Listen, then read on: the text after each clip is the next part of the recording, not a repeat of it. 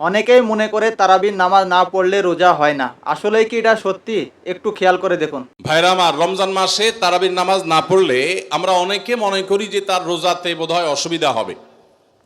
এটা সম্পূর্ণ ভুল ধারণা। তারাবি একটা ইবাদত, রমজানের রোজাটা আরেকটা ইবাদত।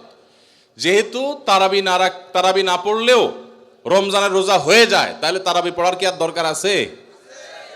রোজা রাখা একটা ইবাদত, তারাবি পড়াটা আরেকটা ইবাদত। নবী করিম সাল্লাল্লাহু আলাইহি সাল্লাম একই হাদিসে দুটি কথা বলেছেন, মান কামা রমাদানা ঈমানান ওয়া ইহতিসাবান গুফিরা লাহু মা তাকাদ্দামা মিন যামবি। একই হাদিসে বলেছেন, মান সামা রমাদানা ঈমানান ওয়া ইহতিসাবান গুফিরা লাহু মা তাকাদ্দামা মিন যামবি।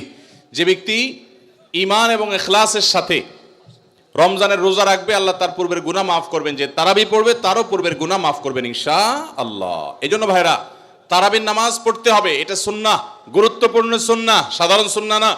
নবী সাল্লাল্লাহু আলাইহি সাল্লাম ছাড়েন নাই, সাহাবীরা ছাড়েন নাই। কোনো ওযর ছাড়া তারাবি ছাড়া যাবে না। জামাত ছুটে গেলে একা একা হইলেও পড়বেন, কিন্তু কোনো কারণে পড়তেই পারলেন না, সফরে আছেন, ট্রাভেলে আছেন, বাসে ছিলেন, ট্রেনে ছিলেন, নাইটে সফর করেছেন, তারাবি পড়তেই পারেন নাই, ইনশাআল্লাহ আপনার রোজা হয়ে যাবে। তাই বলে তারাবিকে অনেকে অবহেলা করেন আজকাল, যেটা তো সুন্নাত, না পড়লেই কি।